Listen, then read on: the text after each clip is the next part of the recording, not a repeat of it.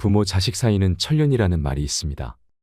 그럼에도 하늘이 내려준 인연을 저버린 채 늙은 부모를 방치했다는 소식이 심심찮게 들려옵니다. 대부분의 부모는 내 자식을 누구보다 번듯하게 키우고 싶어 평생을 희생해가며 키웁니다.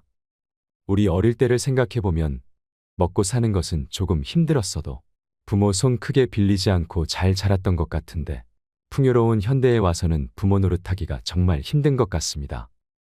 자식 가진 부모라면 자식 때문에 고민 한 가지쯤은 다들 있으실 겁니다. 남편이 속 썩이는 건 애초에 남이라 별 생각 없이 넘기겠지만 자식에게 받은 상처와 배신감은 어디다 말도 못하고 주변 사람에게 마음을 터놓고 얘기하면 제 얼굴에 침 뱉기니 이 응어리진 마음은 어찌 풀어야 할까요? 다들 약속이나 한 듯이 말을 안 해서 그렇지 자식에게 서운함을 느끼는 부모가 어디 한둘일까요? 제 주변 지인들만 만나도 남편 욕은 2시간이 넘도록 하면서 자식 자랑은 해도 해도 시간이 모자랍니다. 자식은 부모의 또 다른 자신이기 때문에 자식의 영광은 자신의 영광이고 자식의 흉은 곧 자신의 흉이 되니 드러내지 않을 뿐입니다. 남편에게 서운해도 보물 같은 자식들만 보고 여태 살아왔는데 뭐든지 좋은 것만 해주려고 고된 일 가리지 않고 헌신하며 살았더니 자식들이 엄마의 고생도 몰라주고 자기들 잘 살 궁리만 합니다. 자식에게 버림받은 부모들이 공통적으로 하는 말이 있습니다. 내 자식은 그럴 줄 몰랐다입니다. 자녀를 키우면서 내 노후 준비는커녕 나를 위한 인생을 살아보지 못하고 비참한 노후를 맞게 된 노인들은 우리 주변을 조금만 둘러봐도 흔합니다. 오늘은 자식들에 대해 고민이 있으신 분들이 들으시면 좋을 내용이 담겨 있습니다. 자식에게 모두 퍼줬다가 영혼까지 탈탈 털린 어느 할머니의 이야기를 읽어드리겠습니다. 이 글은 현대의 우리들의 자화상인지도 모르겠습니다. 최근 6명의 자식에게 버림받아 찜질방을 전전하던 88세의 할머니 사연이 재조명받고 있습니다. 실제로 자식들에게 버려진 88세 새우등 할머니의 처절한 몸부림이라는 제목의 청원까지 올라왔던 글입니다. 그런 불효자 또 없습니다. 90세가 다 되신 할머니가 3년이 넘도록 유리걸식하며 노인학대 보호기관으로 사설 쉼터로 돌아다니고 있습니다. 먼저 세상을 떠나신 할아버지께 나도 데려가 달라며 한숨과 눈물로 연명하고 계십니다. 할머니께선 8.15 해방전 당시 나이 14세에 이북에서 내려오셔서 사시다가 할아버지와 혼인하여 슬하에 6남매를 두셨습니다. 그 자식들 먹이고 입히고 가르치기 위해 부모님 자신들은 모진 삶의 무게와 가난에 허기진 배를 물로 채우며 견뎌내야만 하셨습니다. 첫째 딸을 낳은 후 할아버지는 6.25 전쟁에 참전하여 6년 만에 제대를 하셨고 할머니께서는 남편이 전쟁터에 가신 후 6년 동안 굶는 것을 밥 먹듯 하며 가난한 살림에도 시부모님을 남편 몫까지 정성껏 섬기며 효도를 다하셨다고 하십니다. 할아버지는 제대 후에 자식들에게 가난을 대물림해선 안 된다고 하시며 강원도 깊은 산속으로 들어가 화전을 일구며 손발이 다 닳고 등이 휘도록 험한 일도 마다하지 않으셨습니다. 할머니께서는 40여 년 전에 자식 대학 등록금을 마련하려고 누에를 치시다가 뽕나무 꼭대기에서 떨어져 허리를 심하게 다치셨어도 병원 한 번 못 가고 방치해 두었던 허리는 그 후로 더 심해져서 새우등처럼 휘어버리고 말았습니다. 평생을 자식들 뒷바라지하고 남겨두었던 부동산 현금, 금부치까지 전 재산을 모조리 자식들에게 주고 남은 거라고는 노부부가 오손도손 의지하며 살아가던 집과 텃밭뿐이었습니다. 그런데 그것마저 둘째 딸과 둘째 아들이 부모님께 찾아와서 시청 앞에 땅을 사서 집을 짓는데 자금이 부족하니 부모님의 마지막 노후 자금인 집과 텃밭을 팔아서 보태주면 부모님 노후를 편히 모시고 효도하겠다며 온갖 가머니설로 노부모를 구워 삶았습니다. 자식의 말을 철석같이 믿은 노부부는 둘째 아들에게 돈을 건넸습니다. 하지만 돌아온 건 효도는커녕 차가운 홀대뿐이었습니다. 부모님의 노후 자금이었던 집과 텃밭을 매매한 대금을 둘째 딸이 은행에서 바로 가지고 간 후에 4에서 5년이 지나도록 그 효도 약속은 이행되지 않았고 그 후 둘째 아들은 연락을 끊은 채 종적을 감췄습니다. 6.25 참전용사이며 정신력이 무척이나 강하고 꼿꼿하셨던 할아버지는 애꿎은 할머니에게만 역정을 내셨고 할머니께 둘째 딸과 둘째 아들이 앗아간 노후 자금을 찾아오라며 추궁하시다가 그 후 극심한 스트레스를 받으셔서 5년 전에 뇌출혈로 돌아가셨습니다. 할아버지가 돌아가시기 며칠 전에 할머니께 이렇게 말씀하셨답니다. 나는 아무래도 얼마 살지 못할 것 같으니까 할멈 자네는 저놈들이 가져간 돈들을 다 돌려받아서 병원에 가서 아픈 곳도 치료하고 먹고 싶은 것 실컷 먹고 그 돈을 다 쓰면 그때 나한테 와. 그리고 나 같은 사람 만나서 평생 호강 한 번 못 시켜주고 고생만 시켜서 미안하네 라고 말입니다. 그렇게 홀로 남겨진 할머니는 최근 3년 동안 누구의 보호도 받지 못하고 꼬부라진 몸을 지팡이 하나에 의지한 채 노인학대 보호기관으로 사설 쉼터로 지인의 집으로 찜질방으로 돌아다니시며 하루하루를 전전긍긍하셨습니다. 현재 자식들로부터 방임과 유기, 제약대로 노인학대보호기관에 다시 재입소하셨습니다. 그동안 3년이 넘도록 유기 방임한 자식들이 할머니 몰래 집도 이사를 가고 전화번호도 바꿔버리는 바람에 할머니는 아들, 딸들의 집도 전화번호도 모르고 계십니다. 6남매 중 4남매가 강원도 강릉에 모여 살고 있는데 말입니다. 부모님의 재산을 증여받고도 모자라서 노후자금으로 쓰려고 남겨두었던 것까지 몽땅 가져간 채 연락을 끊은 자식들은 천벌받아야 마땅합니다. 대궐 같은 큰 집에 살도록 도와준 부모님의 은혜도 모르고 그 넓은 57평 아파트에 작고 꼬부라진 몸 놓으실 방 한 칸 내드리지 않고 쌀쌀한 밤거리로 내쫓는 천하의 불효막심한 자식들이 또 어디 있겠나요? 할머니의 큰아들은 부모님과 왕래를 끊은 지 10년이 훨씬 넘었고 4년 전 할아버지의 생명이 위독해져서 사망 전 큰아들에게 긴급하게 연락을 했는데도 큰아들 부부는 끝내 오지 않았다고 합니다. 할머니는 자식들의 유기, 방임 후 3년 동안 생활비, 의료비가 없어서 자식들이 그동안 가져간 돈을 되돌려 받아서 혼자서라도 살아보려고 경남 양산에서 자식들이 살고 있는 강원도 강릉으로 그 먼 거리를 수차례 콜택시로 오고 갔다고 합니다. 전화번호도 바뀌어 있는 탓에 수소문 끝에 찾아갔지만 엄동설 안의 문도 열어주지 않고 늙은 엄마를 피해서 도망다니는 아들, 딸을 만날 수조차 없었습니다. 어두운 밤 혹한의 날씨에 이대로 조금 더 문 밖에 서 있다가는 얼어 죽을 것만 같아서 둘째 아들 집 위층 아주머니께 우리 아들놈이 문을 안 열어줘서 지금 얼어 죽게 생겼으니 하룻밤만 나를 댁에서 재워주면 이 은혜는 잊지 않을게요 했더니 그 위층 아주머니는 아들도 늙은 엄마를 나 몰라라 하는데 내가 할머니를 하룻밤 재워주면 할머니 아들에게 좋은 소리 못 들어요. 우리 집엔 절대 안 돼요 하면서 문을 쾅 닫고 들어가 버리더랍니다. 할머니는 내가 오늘 밤 이대로 둘째 아들놈 집 문 밖에서 영하의 날씨에 꽁꽁 얼어서 죽는구나 하는 두렵고 불안한 마음에 사지가 벌벌 떨리며 정신이 아찔했다고 합니다. 그래서 가까스로 몸을 추스린 후 112에 전화를 해서 경찰이 왔지만 경찰은 부모 자식 간에 만나서 타협점을 찾으라며 더 이상 관여하지 않았습니다. 극심한 생활고와 괘씸함에 남매가 가져갔던 돈의 차용증을 받아 두었던 것이 있어서 경찰서에 존속학대 차용으로 고소를 했지만 2달 만에 돌아온 답은 혐의 없음 증거 불충분이었습니다. 긴 노숙 생활로 지치고 병든 몸에 88세의 할머니는 거리에서 죽으라는 말인가요? 할머니는 몹쓸 자식 놈들에게 비정하고 참담하게 버려진 몸으로 할아버지를 만날 수도 없고 이대로는 원통해서 죽을 수가 없답니다. 그 이후 할머니께서는 3년을 보지 못했던 막내 아들 집에 힘들게 물어물어 찾아갔지만 강원도 강릉에 모여 사는 사남매가 부창부수로 문 밖에서 초인종도 눌러보고 수십 번 전화해도 받지 않았습니다. 한 번은 전화가 왔는데 다짜고짜 입에 담지 못할 욕설에 이어 여긴 또 어떻게 알고 찾아와서 난리야. 이번엔 또 어떤 놈이 우리 집을 알려줬어 하며 전화를 끊어버렸습니다. 이것이 늙은 엄마를 대하는 막내 아들 놈의 행태인가요? 할머니께서는 막내 아들 집 문 밖에서 추위에 떨었지만 끝내 막내 아들은 노모에게 문을 열어주지 않았습니다. 할머니께서는 3년째 연락이 두절되었던 막내 아들 집 주변 시립복지관에서 하룻밤, 다시 찜질방에서 하룻밤 그렇게 이틀 밤을 한숨과 눈물로 지새우고 배회하다가 끝내 피해버린 막내 아들을 만나보지도 못하고 노인학대 보호기관에 재입소하셨습니다. 지금까지 이런 불효자들은 없었습니다. 자식들을 위해 온갖 희생과 헌신을 다하시고 빈 껍데기만 남은 늙은 엄마를 부모님 손가락에 끼고 있던 낡은 금가락지까지 모조리 모아서 앗아가고 파렴치한 불효를 저지른 저 자식들에게는 배은망덕이란 단어조차 사치입니다. 어떠한 말로도 저 불효자들에겐 정당화될 수 없을 것입니다. 할머니는 금이야 오기야 길러내고 아낌없이 다 털어주었던 자식들과 또다시 끝이 보이지 않는 처절한 사투를 해야만 하는 건가요? 할머니께서는 자식을 잘못 키운 내가 죄인이란 심정으로 남들에게 말도 못하고 이제 더 이상 찾아가서 구걸할 것도 없다고 하십니다. 할머니께서는 자식들을 그리워하며 새우등처럼 굽은 허리에 앙상한 몰골이 되셨지만 끊어지지 않는 목숨의 마지막 혼신의 힘을 다해 이렇게 호소합니다. 세상에 홀로 남겨진 할머니는 자식을 잃은 슬픔과 깜깜한 미래를 걱정하며 하루하루 버틸 뿐입니다. 이제 와서 저 불효자들에게 할머니를 모셔다가 효도해 달라고 애원하는 것이 절대 아닙니다.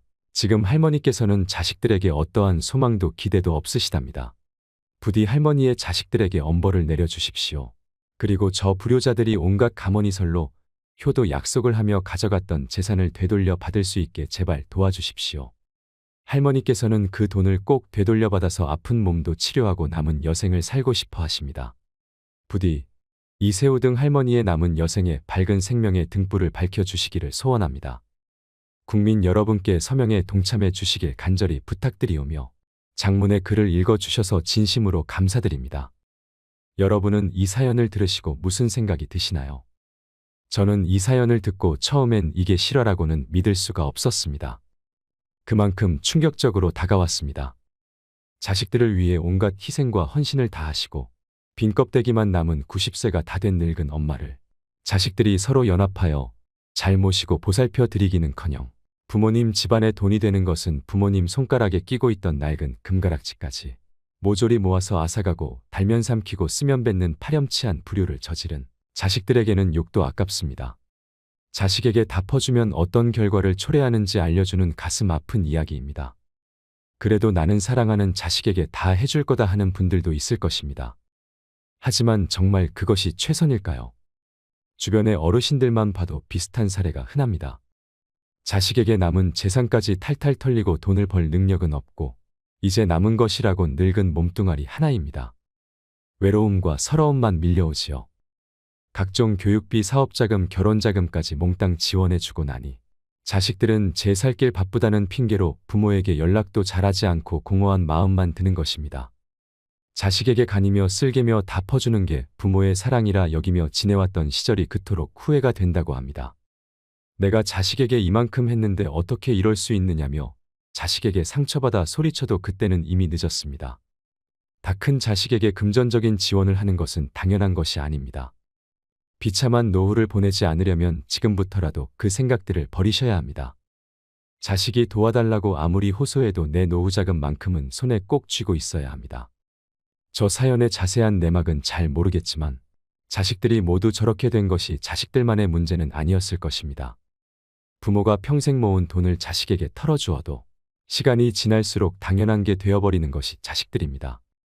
그렇기 때문에 내가 자식한테 이만큼이나 해줬는데 자식들은 나에게 이렇게 밖에 못하나 하고 서운해하는 것은 자식과 멀어지는 지름길이 될 뿐입니다. 어려서부터 받는 것에만 익숙하고 부모 자식과의 관계가 올바르게 정립되어 있지 않은 것은 부모의 책임도 있습니다.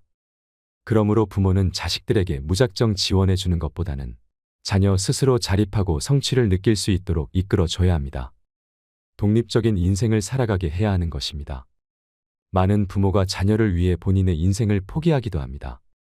그러나 자녀는 이때 감사함 대신 부담감을 느낍니다. 이 차이 때문에 여러 가정에서 갈등이 발생하기도 하지요. 대부분의 부모는 이렇게 말합니다. 내가 너를 위해 얼마나 희생했는지 아니? 정신과 전문의들은 이런 행동은 자녀를 망친다고 말합니다. 과한 희생을 하는 대신 부모가 행복하게 사는 모습을 보여야 자녀도 행복할 확률이 높다는 것입니다. 전문가들은 부모와 자녀 간 갈등을 줄이려면 부모가 자기 자신부터 존중할 필요가 있다고 말합니다. 부모가 자신의 삶을 뒷전으로 하고 자녀만 바라본다면 결코 행복한 가정을 이룰 수 없다는 것이죠. 자식을 위해서라도 부모도 자식도 완전한 독립을 해야 하는 것입니다. 자식에게 드리는 돈으로 차라리 자신의 몸과 마음의 균형을 찾는 취미 활동을 찾아보세요. 그러면 자녀도 알아서 제 길을 가고 독립적인 삶을 살아갈 것입니다. 세상에서 가장 깊고 따뜻한 마음씨는 부모의 사랑으로 자식을 위해 어떠한 희생도 마다하지 않습니다. 100세 부모가 80세의 자식을 걱정하는 것이 부모의 마음이지요. 대개의 부모는 자식에 대한 믿음이 깊고 자식을 위한 투자를 아끼지 않습니다. 하지만 자식은 부모 마음대로 할 수 없고 그렇게 되지도 않습니다. 우리 아들, 딸은 다를 거라 생각하지만 그건 착각일 뿐입니다. 자녀는 이미 부모로부터 분리된 가까운 남이라고 생각해야 합니다. 될성부른 나무는 떡잎부터 안다지만 사람의 장래는 아무도 장담 못합니다. 요즘은 자녀에게 노후 위탁은 생각조차 못하게 각박한 세상이 되었습니다. 자식 농사가 노후보험인 시대는 지나갔습니다. 자녀는 부모의 노후를 책임질 여유도 없고 책임지지도 않습니다. 이것이 현실입니다. 그래서 우리의 노후는 우리가 책임져야 합니다. 100세 시대는 인류가 지금껏 경험하지 못한 장수 시대입니다. 평균 수명은 늘어나는데 노후 대비는 부족하기만 합니다. OECD 국가 중 우리나라 노인 빈곤율은 1위이지요. 게다가 생활비와 의료비 조달로 노후 파산에 60대, 70대 노인이 늘고 있습니다. 노부모는 자녀에게 부담만 주는 천덕꾸러기 신세가 되고 부모 봉양은 고통거리가 됩니다. 긴 병에 효자 없고 가족의 정은 메마릅니다. 부모의 부양 문제로 가정 불화를 일으켜 가정 파탄 사례가 늘고 있고 심지어 부모에 대한 학대도 증가하고 있습니다. 부모가 인생의 후반기인 노후 준비에 여유가 없었다는 것을 자식들은 이해하지 않습니다.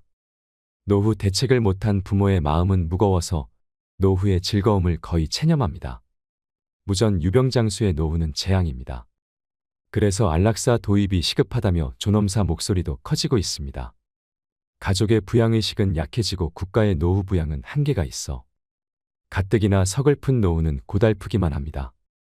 엄마는 자기를 버리려고 하는 아들이 지게를 지고 산을 오를 때 뒤에서 나뭇가지를 꺾으며 간다지요. 아들이 엄마를 버리고 산을 내려갈 때 길 잃어버리지 말라는 표시라고 합니다. 자기가 버려지는 순간조차 자식 생각만 하는 게 엄마의 마음일 것입니다. 마지막으로 성공한 자녀를 둔 부자가 말하는 10가지 지침을 소개합니다. 꼭 부자 부모가 아니더라도 자녀를 올바르게 키우는데 도움이 될 만한 내용이 많습니다. 성공한 사람들은 자신이 헤쳐나가야 할 역경을 거부하지 않은 사람들입니다. 그러나 사회의 모든 악으로부터 자녀를 보호하고자 하는 사람들은 결코 자녀를 두려움과 걱정 그리고 의타심으로부터 벗어나지 못하도록 만들 것입니다. 첫 번째는 자녀에게 부모가 부유하다는 사실을 절대로 말하지 마세요. 부자의 많은 자녀들은 왜 고소득을 올리면서도 많은 재산을 모으지 못할까요? 그들은 어려서부터 부모가 부유하다는 말을 끊임없이 들어왔으며 부모의 사치스런 라이프 스타일을 그대로 모방하기 때문입니다. 반면 부자가 된 자녀는 자신의 아버지가 전혀 부자처럼 보이지 않았다고 말합니다. 두 번째는 당신이 아무리 큰 부자라도 자녀들에게 절제와 근검 전략을 가르쳐야 합니다. 아이들은 무척이나 영리해서 부모가 실천하지 않는 규칙은 따르지 않습니다. 부모가 자녀들에게 지시하는 것과 부모의 행동 사이에는 반드시 일관성이 있어야 합니다. 아이들은 금방 모순을 알아차리기 때문입니다. 세 번째는 아이들이 성숙하고 엄격하며 어른스러운 생활 습관과 직업을 가지기 전까지는 부모가 부자라는 사실을 결코 알아차리지 못하게 해야 됩니다. 어떤 부자는 자녀를 위해서 신탁기금을 마련했으나 40세가 넘어야 찾을 수 있도록 만들었습니다. 나이가 40이 되면 이미 자신만의 생활 방식이 굳어져 돈 때문에 생활 방식이 바뀌지는 않을 것이기 때문입니다. 네 번째는 자녀와 손자들에게 유산 상속이나 경제적 지원에 관해 되도록 말하지 않아야 합니다. 큰애야, 너는 집을 받게 될 거야. 둘째야, 너는 여름 별장을 받을 거고.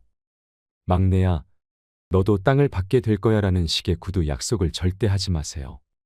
쉽게 잊어버리기 쉽고 또 누구에게 뭘 준다고 했는지 혼동하기 때문입니다.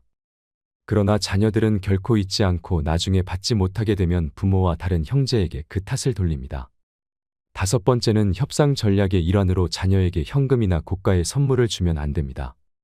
현금이나 고가의 선물은 사랑의 표시나 의무의 대가 혹은 친절에 대한 감사의 표시로 줘야 합니다.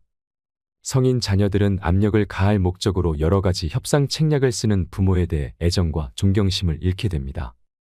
여섯 번째는 성인 자녀의 가족 문제에 참견하지 않아야 합니다. 부모들은 자신이 생각하는 이상적인 생활 방식이 성인 자녀나 며느리 또는 사위의 생활 방식과 정반대가 될 수도 있음을 알아야 하며 자녀들이 자율적으로 살아가도록 내버려 두어야 합니다. 일곱 번째는 자녀와 경쟁하지 말아야 합니다. 결코 내가 내 나이 때는 말이야 라는 식으로 자녀와 대화를 시작하지 마세요. 부모가 그동안 축적해온 재산이 얼마나 되는지 자녀에게 자랑하지 마세요. 그런 태도는 자녀를 혼란스럽게 만듭니다. 자녀들은 부모의 업적을 높게 평가할 만큼 충분히 현명합니다. 성취욕이 강한 부유층 출신의 자녀들 중에는 재산 축적이 최상의 목표가 아닌 경우도 많습니다. 그들의 성취 목표 가운데 돈은 두 번째 혹은 세 번째일 수 있습니다. 여덟 번째는 자녀들 각자가 개별 인격체라는 사실을 잊지 말아야 합니다. 자녀들의 행동 동기와 성취 목표는 각기 다릅니다. 부자가 아무리 경제적 지원을 해도 자녀들 사이에 경제적 격차는 존재하기 마련입니다. 생산력이 떨어지는 자녀에게 경제적 보조를 하는 건 차이를 줄이는 게 아니라 오히려 더 벌리는 꼴이 됩니다. 또한 경제적 지원을 받지 못한 고소득 자녀들이 화를 낼 수도 있습니다. 아홉 번째는 부모가 생각하는 성공의 상징을 강조하지 말고 작은 것이라도 자녀의 성과를 강조해야 됩니다. 자녀에게 돈 쓰는 법만 가르치지 말고 성취하는 법도 가르쳐야 됩니다. 소비 수준을 높이기 위한 돈벌이가 궁극적인 목표가 돼서는 안 됩니다. 자녀가 항상 자신의 분야에서 최고가 되도록 노력하고 돈을 쫓지 않게 가르치셔야 됩니다. 한 분야에서 최고가 되면 돈은 자연스레 따라옵니다. 열 번째는 돈보다 귀한 것이 많다는 사실을 자녀들에게 알려줘야 합니다. 건강 장수, 행복 사랑 넘치는 가정, 자립 진실한 친구 가운데 다섯 가지를 가지고 있다면 부자라고 말할 수 있습니다. 돈은 인생이라는 케이크 위에 장식물과 같은 것입니다. 돈 때문에 남을 속이거나 훔칠 필요는 없습니다. 오늘의 영상 어떠셨나요? 인간은 모두 이기적입니다. 그리고 그것은 당연한 자연의 섭리입니다. 부모는 다 자식에게 헌신해야 하고 자식은 다 부모 말에 따르고 섬겨야만 하는 것 자체가 자연적이지 않습니다. 오히려 자연스러운 것은 부모의 자식에 대한 내리사랑이지 자식의 부모에 대한 올림사랑은 아니라고 생각합니다. 부모에게 기대지 말고 자식에게 의지하지 않는 홀로서기가 필요합니다. 가족이라서 도와주고 싶은 자발적인 마음과 가족이기에 도와줘야만 되는 의무적인 부담은 본질적으로 다릅니다. 자식이 늙은 나를 봉양하길 기대하지 말고 나는 죽을 때까지 나를 책임진다는 마음가짐으로 남은 노후를 사셔야 내가 행복해지는 길입니다. 그러기 위해서는 노후 자금만큼은 무슨 일이 있어도 지키셔야 합니다. 여러분들도 모두 그렇게 될 수 있기를 간절히 바랍니다. 오늘도 노후의 지혜와 함께 해주셔서 감사드립니다. 황금빛으로 무르익어가는 여러분의 지혜로운 인생을 언제나 응원합니다. 인간관계가 좋아지는 방법은 잘해주는 것이라고 생각했습니다. 하지만 아니었습니다. 아무에게나 잘해주지 않겠다는 생각도 위험합니다. 그냥 아무에게도 잘해줄 생각을 하지 않는 것이 좋습니다. 여기에 오히려 인간관계 잘하고 인간관계가 편해지는 해법이 담겨 있었습니다. 내가 잘해주면 상대도 잘해줄 거라고 생각하시나요? 처음에는 그렇게 생각했습니다. 하지만 그렇지 않은 사람들을 여러 차례 경험하고 깨닫게 됩니다. 인간관계 문제, 인간관계 스트레스를 일으키는 원인은 오히려 잘해주려고 한 것이 문제로 드러나는 경우가 적지 않다는 것을요. 인간의 본성을 보고 싶으면 그 방법은 아주 간단합니다. 좋은 사람과 쓰레기를 구분하려면 그 사람에게 그냥 한없이 잘해주고 호구마냥 다 퍼주라고 합니다. 그렇게 했을 때 분명 나를 아래로 깔보거나 무시하는 사람이 있을 것입니다. 혹은 자기가 받은 건 하나도 생각 안 하고 오로지 자기의 힘으로 잘했다고 착각하는 사람이 있습니다. 반면에 좋은 사람은 후에 한 번쯤 당신에 대한 보답에 대해 고민해 볼 것이고 나쁜 사람은 슬슬 가면을 벗을 준비를 할 것입니다. 여기서 사람의 그릇 차이가 나뉩니다. 외모, 키, 학벌 이런 것은 중요하지 않습니다. 인간은 이기적인 동물입니다. 또 적응의 동물이기도 하지요. 상대방은 잘해주는 것에 대해 적응이 돼서 그렇게 잘해주는지도 잘 모르게 됩니다. 다른 사람에게 지나치게 관대하거나 친절해서는 큰 코 다칩니다. 오늘은 쇼펜하우어의 타인에게 너무 잘해주거나 친절하게 대해서는 안 되는 이유와 인간관계의 처세 두 가지를 법륜스님의 지혜를 통해 알아보겠습니다. 영상을 끝까지 시청하셔서 인간관계에 있어 상처받지 않으시길 바랍니다. 그럼 바로 시작합니다. 타인에게 너무 잘해주거나 친절하게 대하지 마라. 나의 호의가 바른 사람에게 전해진다면 기쁨으로 돌아올 수도 있지만 대부분의 사람들은 나를 이용해 먹기 좋고 무시해도 되는 사람으로 볼 수 있다. 개인적인 비밀을 사람들 앞에 드러내지 마라. 개인적인 비밀을 남들에게 얘기할 필요가 없다. 좋은 비밀은 질투를 불러일으키고 나쁜 비밀은 상황이 나빠지면 결국 나에게 약점으로 돌아오는 법이다. 따라서 개인적인 비밀은 마음속 깊이 숨겨 두어야만 한다. 아무리 친한 친구에게도 객관적인 자기 모습만 보여주는 것이 좋다. 주관적으로 바라보면 친구도 결국 남이기 때문이다. 적에게 알려서 안 될 일은 친구에게도 알리지 말라는 아라비아 격언이 있다. 비밀을 지키면 비밀의 주인이 되지만 비밀을 고백하면 비밀의 노예가 된다. 그리고 평화의 열매는 결국 침묵의 나무에서 열리는 법이다. 말이 많으면 말 실수가 느는 법이다. 과묵함은 처세의 근본이란 사실을 우리는 결코 잊지 말아야 한다. 나의 걱정을 남에게 말하지 말라. 당신이 직면한 문제를 절대로 남에게 말하지 마라. 이랄은 신경조차 쓰지 않을 것이고 구할의 사람들은 당신이 문제에 처했다는 사실에 몹시 기뻐할 것이다. 언제 닥칠지 모르는 사건 때문에 마음의 평화를 잃는 일은 없어야 한다. 이를테면 우리는 불행한 일이 절대로 일어나지 않을 것이라거나 적어도 지금 당장은 일어나지 않을 것이라고 생각할 필요가 있다. 걱정에 대한 상상력을 자제하라. 걱정은 한번 시작하면 좀처럼 걷잡을 수 없게 된다. 거센 폭풍의 기운에 휩쓸린 것처럼 제멋대로 자라는 것이 걱정의 특징이다. 걱정에 대한 상상력은 모래성과도 같다. 우리는 걱정으로 모래성을 쌓지 않도록 반드시 경계해야 한다. 걱정의 모래성은 많은 열정만을 낭비할 뿐이다. 걱정으로 세운 건물은 단 한 번의 한숨으로 무너져 내릴 만큼 허망하다. 그러나 무엇보다도 주의해야 하는 것은 불행을 상상하면서 걱정하는 일이다. 바로 눈앞에 불행이 닥치기 전에는 미리 걱정하지 않는 것. 그것이 지혜로운 자의 행동이다. 인간은 누구나 홀로 있지 않을 수 없다. 결국 인간의 행복은 얼마나 홀로 잘 견딜 수 있는가에 달려있다. 남들이 뭐라고 생각할까 늘 이런 생각에 사로잡혀 사는 사람은 노예일 뿐이다. 노예는 늘 주인의 눈치를 살피고 주인의 명령을 받아야만 한다. 하기 싫은 일이 있을지라도 그것을 따라야 한다. 정신적으로 풍요로운 사람은 완전한 고독 속에서도 자기 자신의 상상과 사유를 통해 탁월한 즐거움을 누린다. 행복과 세상의 본질은 무엇일까? 인간 세상 어디를 살펴보더라도 그렇게 대단한 것을 얻기는 어려운 일이다. 세상에는 고통과 고난이 넘쳐 흐르고 있고 인생은 고통 그 자체인 것이다. 이러한 상황에서 우리를 직간접적으로 행복하게 해주는 것은 다름 아닌 내 자신의 마음이다. 마음의 쾌활함이 무엇보다 중요하다. 행복이란 외부 어디에도 없고 자기 자신이 그렇게 느끼기에 행복한 것이다. 행복하게 살아간다는 것은 불행하지 않게 인생을 견디며 살아가는 것이다. 행복은 쾌활함의 정도에 비례해서 커지고 쾌활함은 육체와 정신적인 건강에 좌우된다. 건강한 거지가 병든 왕자보다 더 행복하다. 나무가 튼튼해지기 위해서는 바람이 필요하듯 인간이 건강해지기 위해서는 운동이 필요하다. 최상의 보물은 명랑한 표정과 쾌활한 마음이다. 행복의 90%는 건강에 달려있다.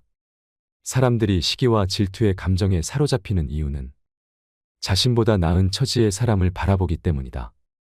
그 사람이 자신보다 많은 재물을 가지고 있거나 다른 사람으로부터 더 많은 사랑을 받고 있다고 느낄 때 사람들은 대부분 자신의 비참함을 돌아보게 된다. 모든 불행의 시작은 남들과 비교하는 것으로부터 시작된다. 그러나 생각해보라. 이 지구상에 나보다 불행한 사람이 얼마나 많은지를 말이다. 태어날 때부터 눈이 멀었거나 듣지 못하는 사람들 한 끼 식사도 제대로 못하는 사람들 그들도 역시 그대의 주변에서 그대와 함께 살아가고 있는 사람들이다. 미워하지도 말고 사랑하지도 말아라. 타인에게 비밀을 말하지도 타인을 무시하지도 타인의 의견에 반박하지도 말며 걱정을 말하지 않는다면 더 나은 인생이 될 것이니 분명하다고 생각한다. 그렇지만 이런 명언을 지키며 살아야 하는 세상에서 산다는 것은 어처구니가 없을 정도로 슬픈 일이다. 하루는 아주 작은 일생의 축소판이다. 아침에 잠이 깨어 일어나는 것이 탄생이요. 상쾌한 아침은 짧은 청년기를 맞는 것과 같다. 그러다가 저녁 잠자리에 누울 때는 인생의 황혼기를 맞는 것이라는 것을 알아야 한다. 인생의 첫 40년은 자신이 직접 쓴 소설이며 나머지 30년은 그 소설을 해설해준다. 우리는 우리가 살고자 하는 삶이 아니라 살 수 있는 삶을 살아야 한다. 인간이 살고 있는 이 세상은 내가 바라보는 각도에 따라 그 모양이 달라진다. 새에게는 공중이, 물고기에게는 물속이, 두더지에게는 땅속이 행복한 것처럼 자기에게 적합한 분위기만이 행복을 주는 것이다. 인간의 사교는 사교가 좋아서가 아니라 고독이 두려워서이다. 고독은 뛰어난 정신을 지닌 자의 운명이다. 사교가 뛰어난 사람은 대체로 평범한 사람이라고 평가해도 좋다. 그러나 비사교적인 사람들, 특히 남들과 잘 어울리지 못하는 외로운 영혼들은 어떤 면에서 뛰어난 능력을 가진 인물로 봐도 좋다. 헤라클레스처럼 어마어마한 힘을 가진 사람이 보석 세공을 하거나 학문 연구를 한다면 그는 타고난 신의 능력을 제대로 발휘하지 못할 것이다. 자신에게 어울리지 않는 일을 선택하는 사람은 불행을 면하기 어렵다. 사람은 혼자 있을 때에만 진정한 자신이 될 수 있다. 우리의 슬픔은 대부분 다른 사람들과의 관계에서 비롯된다. 우리는 다른 사람들과 같아지기 위해 우리 인생의 대부분을 낭비한다. 사람들의 눈높이에 나를 맞추려는 데서 모든 불행이 시작된다. 나는 어쩔 수 없이 나다. 내가 나를 부끄러워하지 않는다면 사람들도 나를 부끄러워하지 않게 될 것이다. 돈이란 바닷물과도 같다. 그것은 마시면 마실수록 목이 말라진다. 돈 빌려달라는 것을 거절함으로써 친구를 잃는 일은 적지만 반대로 돈을 빌려줌으로써 도리어 친구를 잃기 쉽다. 계속해서 다른 사람의 사상만을 받아들 때 자신의 사상은 발전하지 못하고 상상력도 죽어버리는 법이다. 바로 그렇기 때문에 지속적으로 자신의 생각을 키워 나가야만 하는 것이다. 자신의 재능을 과시하지 마라. 자기 재능을 크게 과시하는 것처럼 어리석은 사람은 없다. 재능이 뛰어난 사람이 가장 먼저 해야 할 일은 가진 재능을 감추는 위장 가면을 쓰는 일이다. 재능이란 과시하는 순간 공격의 대상이 된다. 어떤 방식으로든 과시해서는 안 된다. 상대방에게 나의 월등함을 과시하게 된다면 격렬한 열등감과 분노심을 일으키게 된다. 사람은 본디 자신과 비슷하거나 자신보다 열등한 사람과 있을 때 가장 큰 편안함을 느낀다는 사실을 잊지 말라. 어릴 때 친했던 친구들과 시간이 지날수록 멀어지는 이유도 이와 비슷하다. 오랜 시간 자신만의 삶을 살며 어릴 때의 친구들과 비슷한 부분이 사라졌기 때문에 점점 멀어질 수밖에 없는 것이다. 그러니 나의 안전을 위해 나의 뛰어난 점을 너무 드러내지 말고 재능을 드러내야 할 때와 숨겨야 할 때를 구분하여 다른 사람을 안심시켜라. 모든 사람의 천성은 결코 쉽게 변하지 않는다. 지나치게 다정하고 관대하면 상대방은 무례해진다. 인간은 자신을 찬양하는 사람보다 자신을 경멸하는 사람에게 더 신경을 쓴다.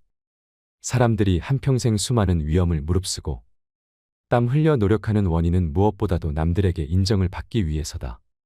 그렇기 때문에 사람을 인정하는 말을 해야만 하고 목에 칼이 들어와도 남을 무시하는 말을 하면 안 된다. 환경이 변하면 이해관계도 변하기 때문에 상대방의 태도나 행위도 달라질 수 있음을 명심해야 한다. 말이나 표정으로 부정적인 감정을 드러내는 것은 무익하고 위험하며 우스꽝스럽고 어리석은 일이다. 인간이란 모두가 똑같다. 그들은 칭찬을 받으면 비록 사탕발림이라는 걸 뻔히 알면서도 흐뭇해한다. 인간의 이런 특성은 이해하기 어려울 만큼 어리석고 무의미하다. 다른 사람의 사상을 받아들이기에 급급해 자신의 생각을 키우지 않는 사람을 볼 때마다 나는 셰익스피어가 동시대인들에게 다른 나라를 보기 위해 자기 나라를 판다고 한 말을 떠올린다. 당신이 다른 사람들의 상황을 부러워할지는 모르지만 사실 그러한 상황은 그 사람들의 성격에 맞을 뿐이고 당신의 성격에 맞는 것은 아닐 수도 있다. 만일 당신이 그 상황에 놓인다면 자기를 불행하게 느낄 것이고 참는 것조차 거의 불가능할지도 모른다. 우리 인생은 마치 커다란 모자이크와 같아서 가까이에 있으면 제대로 알아볼 수가 없다. 그것이 얼마나 아름다운지를 알려면 그곳에서 멀리 떨어져서 봐야 한다. 우리는 흔히 우리가 갖지 못한 것을 바라볼 때마다 만일 저것이 내 것이라면 얼마나 좋을까라고 생각한다. 그럼으로써 자신의 결핍을 인식하며 불행을 느끼게 된다. 그러나 우리는 그 대신 자신이 소유한 것을 바라보면서 만일 이것을 잃어버린다면 얼마나 고통스러울까 그를 생각해 봐야 한다. 마음의 동요가 적을수록 고통도 줄어든다. 활동의 영역을 좁히면 마음의 동요를 줄일 수 있다. 그러나 정신적인 활동을 제한한다면 그것은 우리를 권태에 빠지게 하고 만다.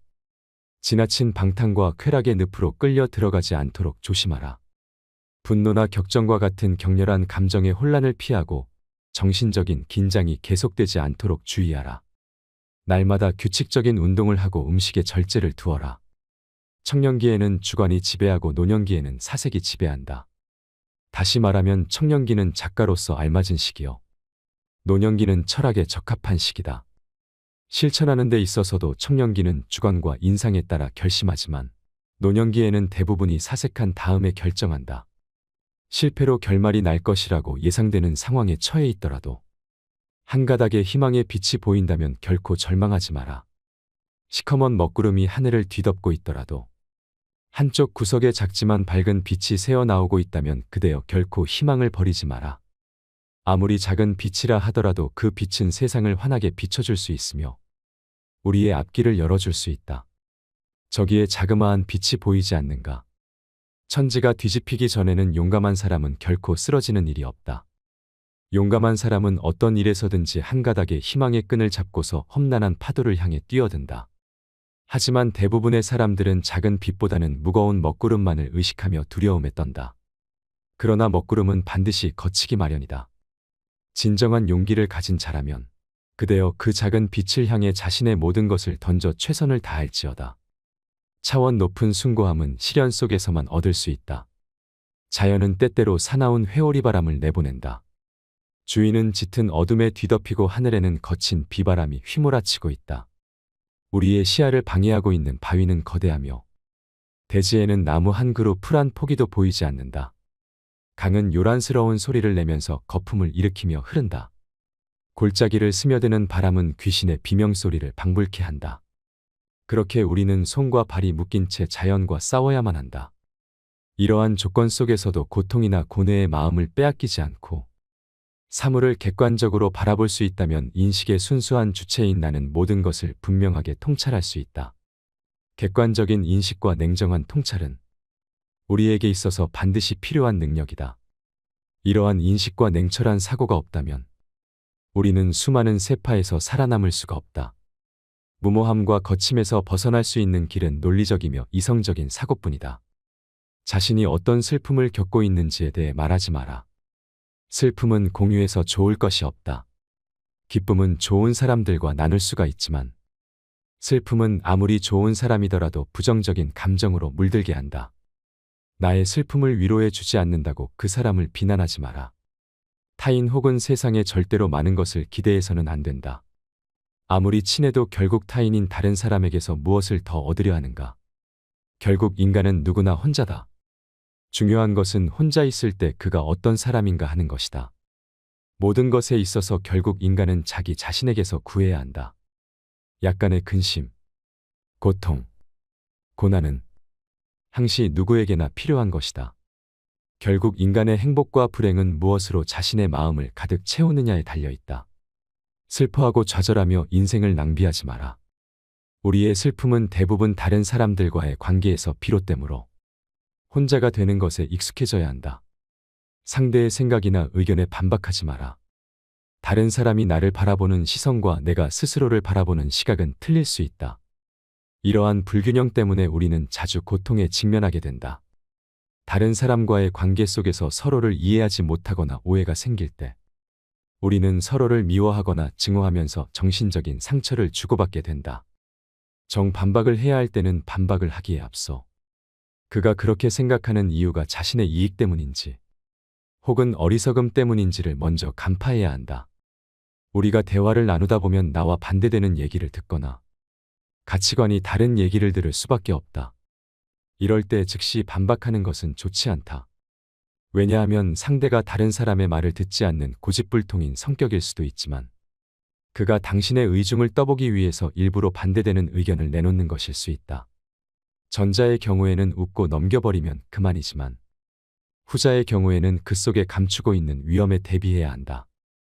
건전한 논쟁은 좋은 일이다.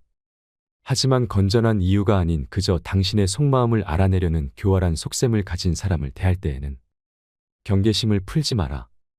경계심이란 마음의 핏장을 단단히 걸어두는 것이 지혜롭다. 상대의 인격을 무시하는 말을 하지 마라. 비록 천하고 가련하며 비웃음을 받아 마땅한 사람이라 할지라도 그의 인격을 무시해서는 안 된다. 아무리 나쁜 인격자를 만난다 하더라도 그래 세상에는 저런 존재도 필요하지라고 생각해야만 한다. 오히려 모든 사람들의 인격 속에 존재하는 영원성이나 불멸성을 찾는 것이 필요하다. 쇼펜하우어는 나 자신을 위해서 타인에게 친절하거나 관대하게 대하지 말라고 합니다. 그런데 문제는 상대가 이중적인 사람인지 아닌지 알기 어렵다는 것입니다. 법륜 스님의 지혜로 어떤 상황에서도 적용할 수 있는 방법 2가지에 대해 덧붙여 말씀드릴까 합니다. 첫 번째는 사람에게 처음부터 기대하지 마세요. 세상에 좋은 사람만 있는 건 아닙니다. 비뚤어지게 생각해야 인간관계에서 고통을 느끼지 않습니다. 기대를 배신할 일이 없기 때문입니다. 이렇게 생각하며 살다 보면 성격이 몹시 나쁜 사람을 만나더라도 가볍게 받아들일 수 있게 됩니다. 기분 나쁜 사람을 만나면 어떻게 하지? 오늘 부장님이 신경질 내지 않을까? 기분 나쁜 사람을 만나고 싶지 않은 기대. 부장님이 신경질 부리지 않았으면 하는 기대가 불안을 부르고 있습니다. 이 불안이 사람을 위축시킵니다. 기분 나쁜 사람을 만나지 않으면, 부장님이 신경질 내지 않으면 그날 하루는 다행히 넘어갔다고 생각합니다. 하루가 끝날 때쯤에야 안도의 한숨을 쉬지만 내일이 두렵습니다. 이러면 점점 사람 만나는 것이 두렵게 되고 사회생활이 고통스럽게 됩니다. 차라리 아침에 집을 나서기 전에 아마 오늘도 기분 나쁜 사람을 만나겠지라고 생각하면 실제로 기분 나쁜 사람을 만나더라도 그리 놀라지 않고 스트레스도 느끼지 않게 된다고 전합니다. 만남 자체에 대한 기대를 하지 않기 때문에 만남에 대한 두려움이 줄고 어떻게 대처해야 할지에 대한 길을 찾게 됩니다. 기분 나쁜 일이라도 미리 예상한다면 어떻게든 참을 수 있다고 말합니다. 마음의 준비를 해놓으면 그렇게까지 스트레스도 느끼지 않아 기대했던 상황이 그대로 일어났을 뿐이라며 비교적 가볍게 받아들일 수 있게 됩니다. 처음부터 기대하지 말라는 것은 사람을 믿지 말라거나 부정적으로 보라는 것이 아닙니다. 동전의 앞면과 뒷면이 같이 있듯이 이 사람이 나를 실망시킬 수도 있다. 상황이 달라지면 태도가 달라질 수 있는 법이다. 라는 반대 상황에 대한 예상도 해놓는 것이 인간관계나 인생에 잘 대처하면서 편하게 사는 지혜라고 많은 고전이나 연구자들이 입을 모읍니다. 실제로 이런 생각으로 사는 사람들은 기대했던 사람이나 일이 틀어졌어도 평상시처럼 행동합니다. 마치 아무 일 없었던 것처럼, 충격도 느끼지 않는 사람처럼 바로 대처하고 덤덤히 살아가는 이유가 여기에 있습니다. 두 번째는 관계의 냉정함이 필요합니다. 사람은 누군가와 일단 관계가 형성되면 좀처럼 끊기 어렵습니다. 학자들은 그 이유 중 하나로 매몰 비용 때문이라고 설명합니다. 금전이나 노력을 들여 손에 넣은 것을 아까워하는 심리인데, 이런 심리가 인간관계에도 적용되어 자신에게 해가 되기만 하는 관계지만 일단 맺었으니 자르기는 아깝다고 느낀다는 것입니다. 매몰 비용 효과 때문에 냉정하게 판단하지 못하게 된다고 지적합니다. 그러나 어떤 사람과의 관계가 지금까지도 그랬고 앞으로도 쭉 고통스러울 것 같다면 그 관계는 영원히 지속할 수 없습니다. 냉정하게 판단해서 빨리 인연을 끊는 편이 좋을 수 있으므로 판단이 흐려지지 않게 주의하라고 당부합니다. 잘해주며 지내왔던 것이 사실은 매몰 비용 때문이라면 정말 냉정해져야 할 필요가 있습니다. 어떤 인간관계는 유통기한이 있습니다. 이젠 끊어야 할 인간관계도 있다는 것입니다.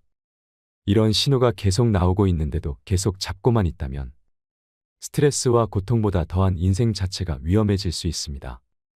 인간관계의 매몰 비용, 유통기한은 언제든지 나타날 수 있습니다.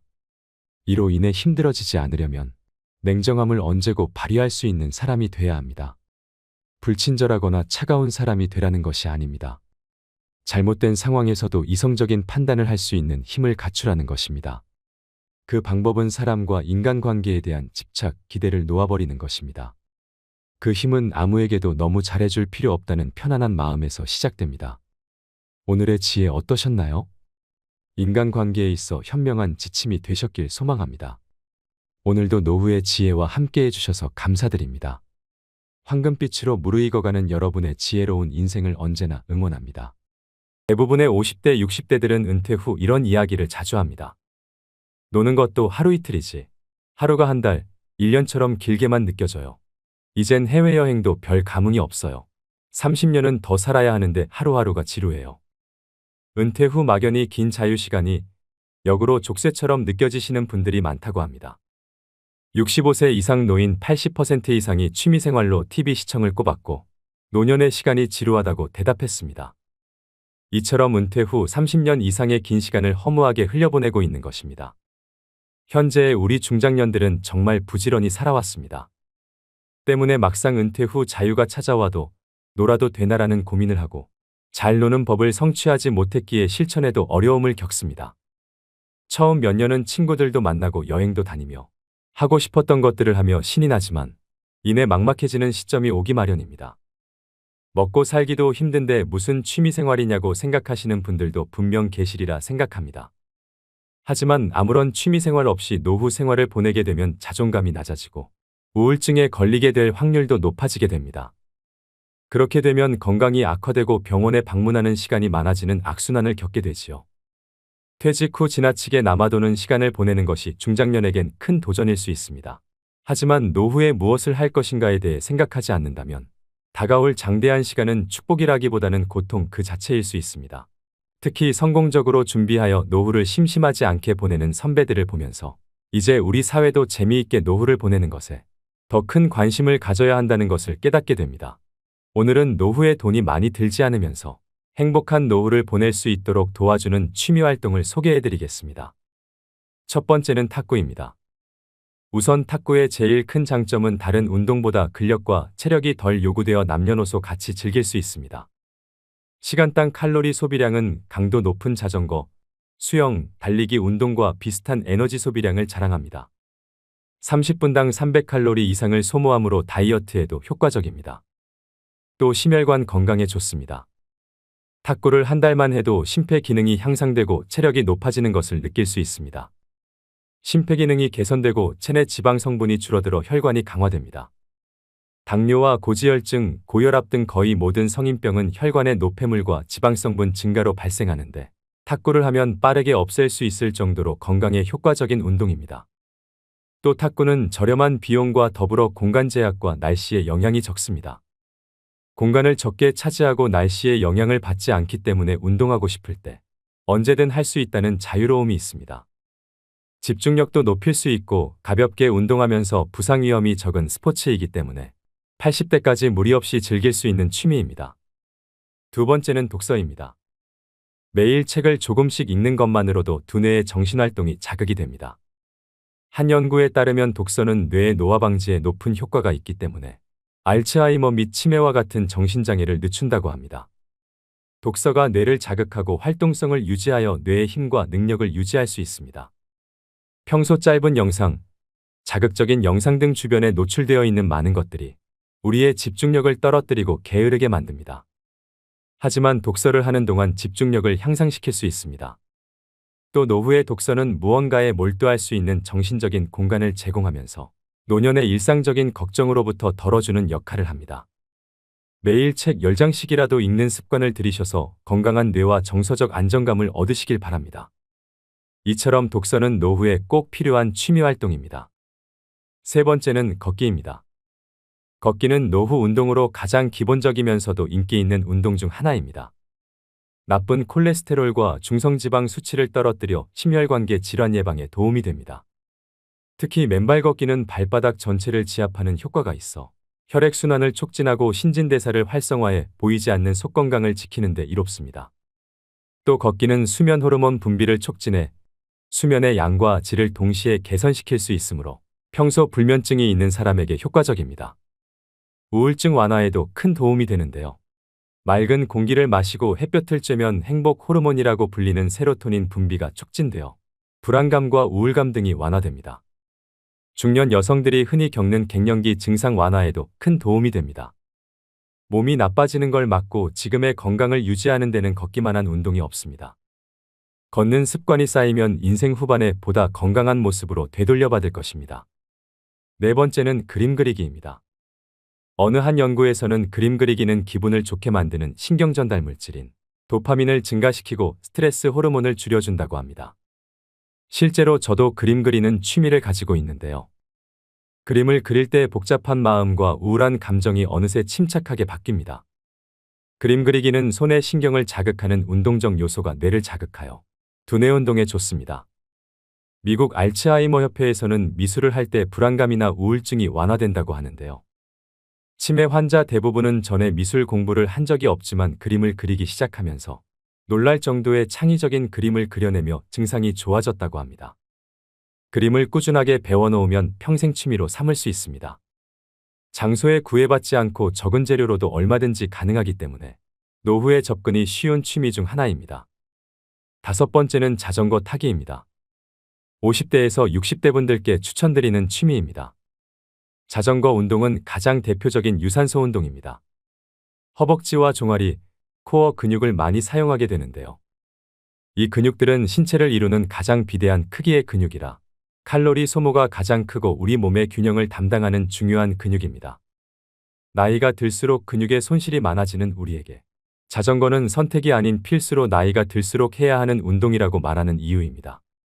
조금은 아이러니한 부분이라고 생각하실 수도 있지만 자전거는 무릎 관절에 아주 좋은 운동입니다. 퇴행성 관절염과 연골의 손상으로부터 주변 인대를 강화할 수 있는 매우 효과적인 운동입니다.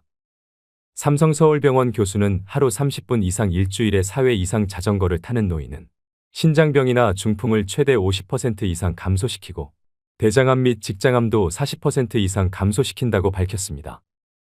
여섯 번째는 식물 키우기입니다. 실제로 반려식물을 키우면서 자연과의 접촉을 하게 되면 혈압을 낮추고 마음의 평온함을 증가시킨다고 하는데요. 요즘엔 식집사란 새로운 용어도 등장하고 식물 키우기가 하나의 트렌드로 자리 잡고 있습니다. 식물은 반려동물처럼 비교적 큰 비용이 들지 않고 손이 덜 가면서도 충분한 정서적 교감과 위안을 받을 수 있습니다. 과학자들은 식물을 키우는 것만으로도 전반적인 뇌 건강의 기능을 향상시켜준다 합니다.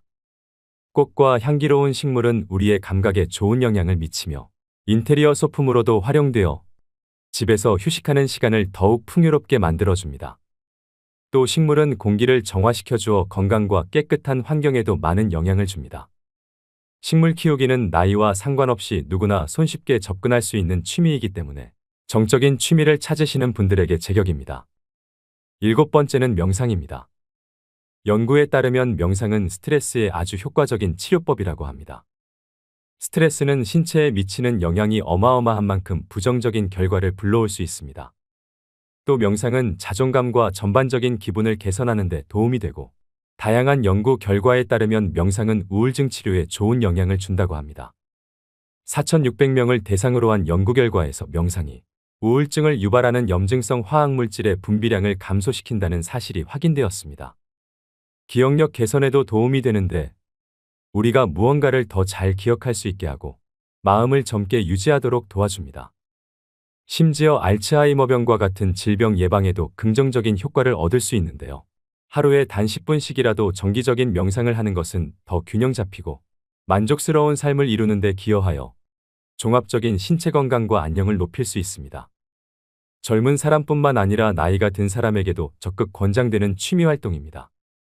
여덟 번째는 수영입니다. 수영의 가장 큰 장점은 우리 몸의 많은 근육을 효율적으로 사용한다는 것입니다.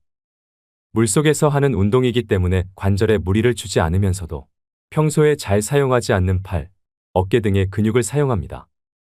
수영을 1시간 동안 하면 걷기의 3에서 4배인 700칼로리를 소비하게 됩니다. 이처럼 수영보다 다이어트에 더 효과적인 운동은 많지 않다고 하는데요. 이런 이유로 다이어트를 목적으로 수영을 선택하는 사람들이 많다고 합니다.